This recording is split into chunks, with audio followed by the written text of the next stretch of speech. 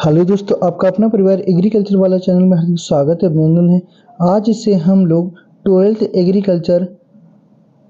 Agriculture chemistry के बारे में विधिवत तरीके से जानेंगे। और हमारा चैप्टर नंबर फर्स्ट है एग्रीकल्चर एंड केमिस्ट्री क्या होती है। तो साइंस वह विज्ञान, वह क्रमबद्ध सुसंगठित ज्ञान है जो भली भांति परीक्षित, सत्यापित एवं वर्गीकृत परीक्षणों पर आधारित होता है। अगर आपसे कोई पूछे साइंस से क्या है, तो आप बताओगे साइंस एक क्या है, कला है। साइंस क्या है, एक कला है। ठीक, हमें वही चीज़ पढ़ेंगे जो हमारे लिए ज़्यादा चीज़ें इंपॉर्टेंट होंगी, और उसके लिए हमें ज़्यादा चीज़ें जो पेपर के लिए इंपॉर्टेंट होंगे उन्हीं को डिस्कस करेंगे रख के। तो नंबर विज्ञान की ब्रांचेस क्या होती हैं।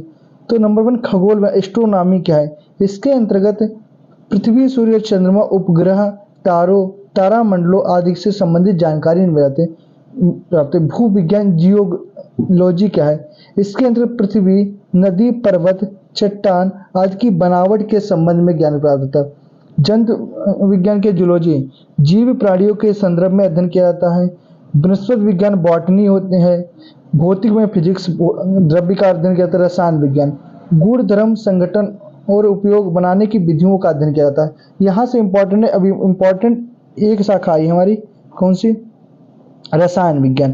तो रसायन विज्ञान की वह शाखा है जिसके अंतर्गत पदार्थों के गुण, संरचना, संगठन, उनके होने वाले परिवर्तनों का अध्ययन किया जाता है। तो क्या बताओगे, रसायन विज्ञान की वह शाखा जिसके अंतर्गत पदार्थों के गुण, संरचना, संगठन एवं उनके होने वाले परिवर्तनों का अध्ययन किया जाता है। तो उसको हम लोग क्या कहते हैं, रसायन विज्ञान कहते हैं। उसके बाद है हमारे पास जो रसायन विज्ञान होती है वो किन शब्दों से मिलकर, तो उसकी उत्पत्ति रस और आयन शब्दों से भी होती है, जिसका अर्थ होता आश्रय होता। प्राचीन काल में रसायन शब्द धातुओं भस्म से किया जाता है। रसायन शब्द केमिस्ट्री शब्द की उत्पत्ति के बारे में कई मत हैं। इनमें से एक मत के अनुसार केमिस्ट्री को उत्पत्ति मिस्र देश से कीमिया, किससे क्या, कीमिया। अच्छा, कीमिया का अर्थ होता है काला रंग। किसका होता है, कीमिया का अर्थ क्या होता है, काला रंग होता है। इसलिए सर्वप्रथम इसका नाम केमिटिबने नहीं रखा गया था। केमिटिबने के बाद इसको बदलकर केमिस्ट्री हो गया। रसायन विज्ञान क्या है तो हमने बता दिया, इसमें क्या क्या अध्ययन किया जाता है। हम मेन चीज़ ये पढ़ेंगे जो हमारे लिए ज़्यादा इम्पोर्टेंट है। उसके बाद हमारे पास है रसायन विज्ञान का वर्गीकरण एवं शाखाएं। तो इसका जो होता है प्योर केमिस्ट्री क्या होता है, शुद्ध कार्बन क्या होता है। अब यहाँ से आता इनऑर्गेनिक केमिस्ट्री। इनऑर्गेनिक केमिस्ट्री के अंतर्गत तत्वों और यौगिकों को कार्बन को छोड़कर बनाने की विधि, गुण, संगठन का अध्ययन किया जाता है। और ऑर्गेनिक में इसके अंदर CO और CO2 के धात्विक ऑक्साइड का अध्ययन किया जाता है। और इसका जैव रसायन बायोकेमिस्ट्री में क्या क्या अध्ययन किया जाता है। तो इसके बारे में हमें नहीं जानना, हमें जिसके बारे में जानना हम उसी के बारे में डिस्कस करेंगे जाके। उसके बाद हमारा अगला है रसायन विज्ञान क्या होता है। अब यहाँ से क्वेश्चन जो आते हैं हम उन पे बहुत ज़्यादा डिस्कस करेंगे जाके। अब यहाँ से हमारा क्वेश्चन आता है रसायन विज्ञान का महत्व। यहाँ से बहुत इंपॉर्टेंट 1 नंबर का आता है। तो रसायन विज्ञान का महत्व तुम्हारे खाद्य मटेरियल में, तो निरंतर बढ़ती हुई जनसंख्या को उचित मात्रा में खाद्य पदार्थ उपलब्ध कराने में रसायन विज्ञान की बहुत भूमिका है। तो आपको पता है कि खाद्य चॉकलेट, टॉफी, बिस्कुट आदि को बनाने में रसायन विज्ञान की भूमिका होती है। स्वास्थ्य रक्षा के लिए, हाँ पता है, शरीर को स्वस्थ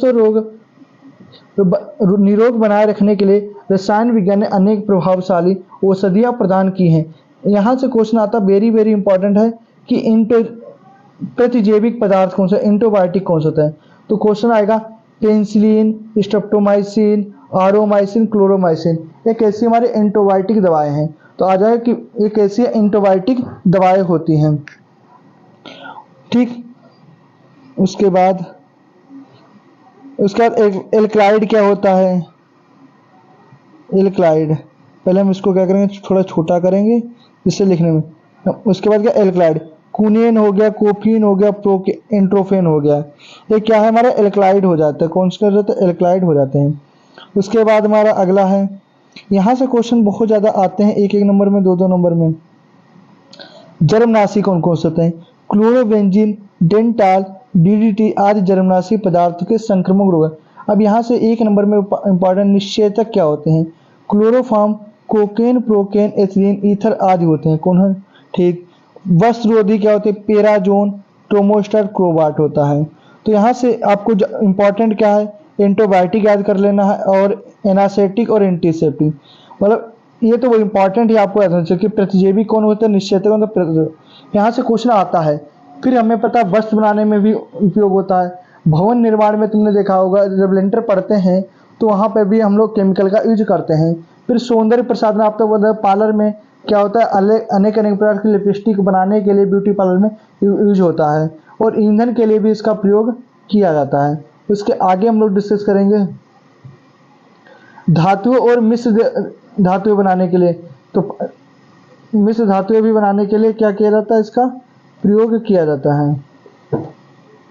ठीक। फिर रंग वार्निश और रंजक बनाने के लिए, विभिन्न वस्तुओं को रंगने और रंग लकड़ी आदि के लिए चमकाने के लिए, वर्निश कपड़ों को रंगने के लिए इसका प्रयोग किया जाता है। पढ़ने लिखने की सामग्री में है कागज, पेन, पेंसिल, स्याही आदि पदार्थों को रसायन विज्ञान की ही देन होती है। फिर रद्दी, ये बहुत इंपॉर्टेंट है क्योंकि इसके बारे में क्वेश्चन यहाँ से आते हैं। तो रसायन विज्ञान के ज्ञान ने एक और जहाँ मानव को सुखी और संपन्न किया, वहीं दूसरी ओर विनाश के साधन भी जुटाए। सुरक्षा के लिए युद्ध में काम आने वाले पदार्थ भी रसायन का ही देन है। किसका देन है, रसायन का ही देन है। उसके बाद हम लोग इसका कहाँ सबसे पहले यूज किया गया, हमें पहले ये भी पता होना चाहिए। तो देखा रसायन द्वितीय विश्व युद्ध के समय 1939 से 1945 हिरोशिमा और नागासाकी में परमाणु बम डाले थे जिसमें 1,20,000 व्यक्तियों की मृत्यु हो गई थी। रसायन विज्ञान विनाशकारी अवशेषों के कल्याण का प्रयोग होता है। हमारे देश में नाभिकीय ऊर्जा की शक्ति को शांतिपूर्ण कार्यों में प्रयुक्त होने की दिशा में प्रयत्नशील है। भारतीय विज्ञान डॉक्टर होमी जहांगीर भाभा ने इस दिशा में काफ़ी सफलता प्रदान की थी। फिर औद्योगिक क्रांतियों में, इंडस्ट्रियल में भी इसका प्रयोग होता रखे। फिर अंतरिक्ष अभियान में होता रखे अनेक चीज़ें बनाने के लिए। उसके बाद हम आगे देखेंगे रसायन विज्ञान की भूमिका। तो रसायन कृषि के विकास में, तो आधुनिक युग में कृषि के विकास में रसायन विज्ञान की भूमिका अत्यंत महत्वपूर्ण है। खेतों में बीज बोने से पूर्व मृदा परीक्षण, उपचार आदि के लेकर फसलों को तैयार होने की क्रिया में रसायन विज्ञान का प्रयोग किया जाता है। तो नंबर 1 कैसे, मृदा परीक्षण के लिए कैसे होगा, खेतों में फसलों की उपयुक्त पैदावार करने के लिए मृदा को उपजाऊ होना अत्यधिक आवश्यक होता है। उपजाऊ मृदा में अनेक पौष्टिक तत्व जैसे पोटेशियम, मैग्नीशियम आदि का होना अति आवश्यक होता है। साथ ही साथ मृदा के अत्यंत अम्लीय होना चाहिए, ना ही अधिक क्षारीय होना चाहिए रखें। तो इसका भी मृदा परीक्षण में भी इसका हम प्रयोग करते हैं।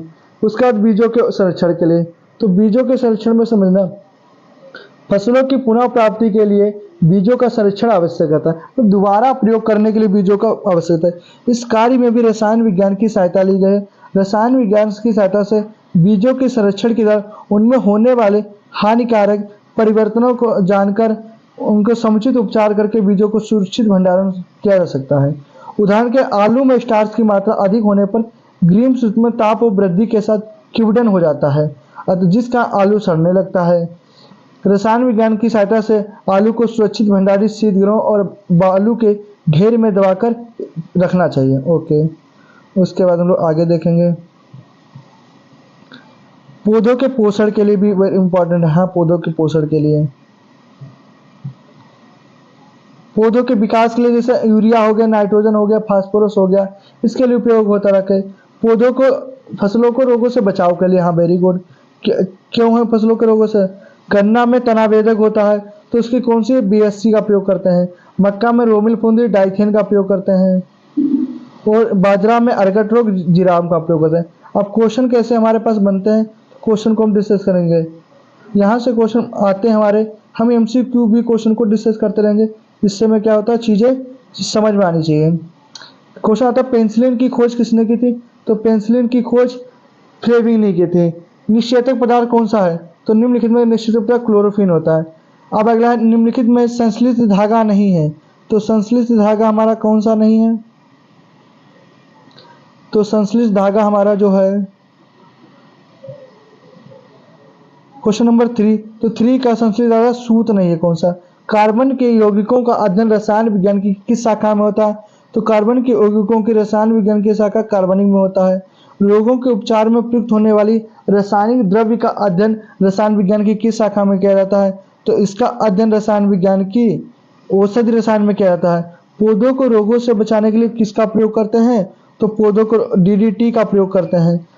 निम्नलिखित में किस पदार्थ के रूप में खाद के रूप में नहीं प्रयोग किया जाता है? तो पोटेशियम नाइट्रेट प्रयोग किया जाता है। अमोनियम सल्फेट यूरिया तो डीडीटी का प्रयोग नहीं करता। और आपको इस प्रकार की क्लास चाहिए है 12th एग्रीकल्चर केमिस्ट्री के लिए, तो जितने सभी बच्चों को प्रयास करें। आप लोग बताएं कि आप लोगों को क्लास समझ में आ रही है, और आप लोगों को एक क्लास समझ में आ रही है तो हम कंटिन्यू पूरी बुक का सॉल्यूशन करेंगे। अगर नहीं आ रही तब भी आप बताओगे कि समझ में आया कि नहीं आया। थैंक यू, धन्यवाद। जय हिंद, जय भारत।